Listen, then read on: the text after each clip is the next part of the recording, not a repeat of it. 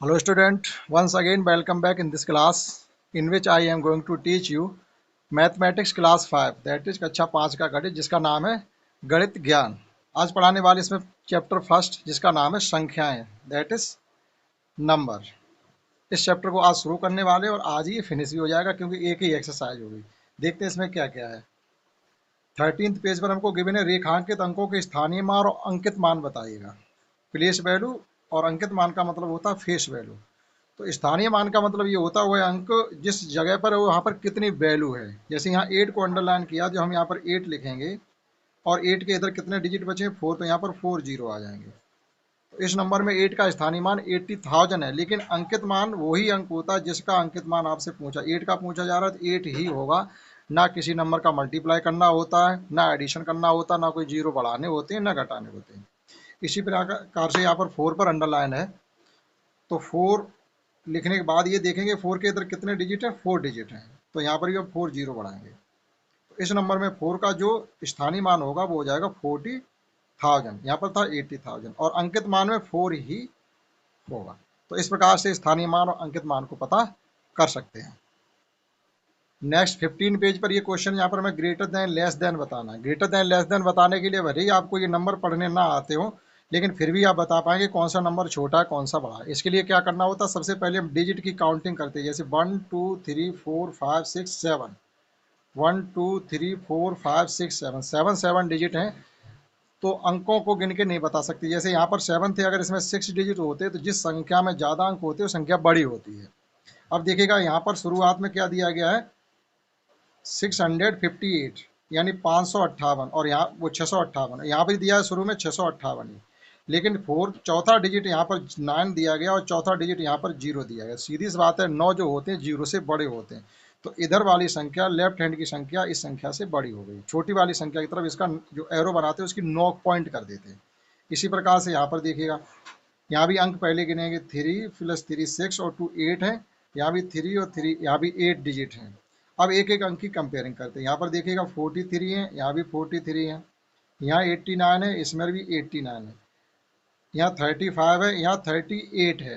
तो जिधर 38 है वो नंबर ग्रेटर हो जाएगा। इस प्रकार से साइन लगेगा। तो लेस देन ग्रेटर देन को हम इस प्रकार से फाइंड कर सकते हैं। नेक्स्ट है, और ये अभ्यास के क्वेश्चन है। इसमें नीचे लिखी संख्याओं को पढ़ो और शब्दों में लिखिएगा, यानी आपको ये पढ़नी है और शब्दों में लिखनी है। पढ़ने के लिए हम क्या करते हैं, पहले कॉमा लगाते, 3 अंक छोड़ करके कॉमा लगाते, फिर जो कॉमा लगेगा वो 2-2 अंक के बाद लगेगा। तो ये पहला घर होता है सैकड़ा का, दूसरा होता हजार का, तीसरा होता लाख का, करोड़ का, अरब का, खरब का, इस प्रकार से चलते जाते हैं। तो हमें पढ़ना क्या है, लाख के घर में 4 अंक पढ़ेंगे 4 लाख, हजार के घर में 37 अंक पढ़ेंगे 37,000 और सैकड़ा घर में 685। तो संख्या हो जाएगी 4,37,685। इसी प्रकार से इसमें पहले कॉमा प्लेस करेंगे, 3 डिजिट 2 डिजिट और इसमें 2 बचे हुए।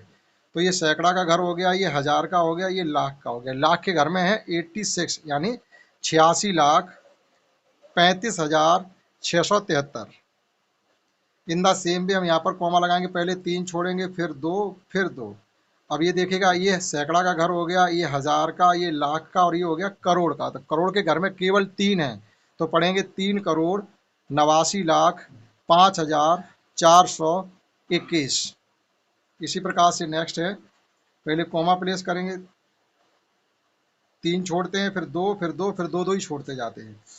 तो ये सैकड़ा का घर हो गया, ये लाख हजार का, ये लाख का, ये करोड़ का। करोड़ के घर में 9 है तो हो जाएगा 9,56,000 एक बार फिर सुन लीजिएगा, 9,56,37,012। इसी प्रकार इसे देखिएगा 3 छोड़ेंगे पहले फिर 2 फिर 2। अब देखिएगा ये सैकड़ा का घर, हजार का घर, लाख और करोड़। करोड़ के में 21 है यानी 21 करोड़ और लाख के घर में 5 हैं तो 21 करोड़ 5,79,543। इसमें चलिएगा 3 छोड़ेंगे फिर 2 छोड़ेंगे फिर 2 छोड़ेंगे यानी 15,96,32,049। इस प्रकार से इन संख्याओं को हम पढ़ करके लिख सकते हैं। आप कॉमा प्लेस करेंगे और ये याद रखेंगे ये सैकड़ा का घर है, फिर हजार का, फिर लाख का, फिर करोड़ का। तो करोड़ के घर में जैसे 15 हैं तो 15 करोड़, लाख के घर में 96 हैं तो 96 लाख और फिर 32,049। नेक्स्ट क्वेश्चन है इसी प्रकार से, यहाँ हमको पढ़कर के संख्या लिखनी है डिजिट में, शब्दों में दिया गया, हमें अंकों में लिखना है। जैसे 37,15,107, तो इसमें क्या करेंगे, हम घर बनाएंगे। ये हो जाएगा एक सैकड़ा का घर, फिर ये है हमारा हज़ार का घर, ये सैकड़ा का, हज़ार का और लाख का, लाख ही तक जाना है हमको। तो 37 लाख, तो इसमें आप 37 लिख देंगे, और 15,000 इसमें 15 लिख देंगे, और यहाँ पे लिखा हुआ है 107, तो 107। इस प्रकार से आप इन संख्याओं को लिख सकते हैं, 37,15,107। इसी प्रकार से यहाँ पर देखो 68,000, यहाँ हज़ार तक ही जा रहा है, तो ये एक घर हो गया सैकड़ा का, एक घर हो गया हज़ार का। बस तो हज़ार बारे में लिख दीजिएगा 68,573, 573, 573। आसान है लिखना। ये देखिएगा 3 करोड़, यानी करोड़ तक जा रहा है, तो आपको घर बनाने पड़ेंगे। पहले ये सैकड़ा का हो गया, फिर ये लाख का, हज़ार का हो गया, अब ये लाख का हो गया, और ये हो गया करोड़ का। करोड़ वाले में लिखने 3 करोड़, तो केवल 3 लिख सकते हैं। 75 लाख वाले में लिख दो 75, 27,000 वाले में लिख दिएगा 27, और 437, 434, 434, इस प्रकार से लिखा जा सकता है। और लास्ट है इसका 35 करोड़, यहाँ भी करोड़ तक जा रहा है। तो ये तो घर हो गया हमारा सैकड़ा का, हज़ार का, लाख का, और ये करोड़ का। करोड़ में लिखो 35, और लाख वाले में लिखो 94 लाख, और 59,000, यानी इसमें 59 लिख दीजिएगा, और सैकड़ा वाले में 901, 901 ऐसे लिखा जा सकता है। नेक्स्ट क्वेश्चन है, यहाँ में विस्तारित रूप में संख्या लिखनी है, यानी एक्सपेंडेड फॉर्म। जैसे ये 3 लिखा हुआ, तो हम पहले क्या करेंगे, 3 लिखेंगे, और इधर कितने डिजिट बचे, 5 डिजिट, तो 5 जीरो, ये 5 जीरो आ गए। फिर इसी प्रकार से प्लस 9 लिखेंगे, 9 के इधर 4 डिजिट हैं, तो 4 जीरो। फिर 5 है, एक एक जीरो कम करते जाओ, फिर 4 है, और फिर 3 है, और फिर लास्ट में 2 है। ऐसे लिखा जा सकता है। तो इसी प्रकार से आप इन संख्याओं को, इनके आगे जीरो लगाने हैं, वो नंबर जिस, मतलब स्थानीय मान लिखने सभी के। विस्तारित फॉर्म का मतलब होता है सभी अंकों का स्थानीय मान लिख देना। लास्ट 4 क्वेश्चन है, इन्हें आप स्वयं करेंगे।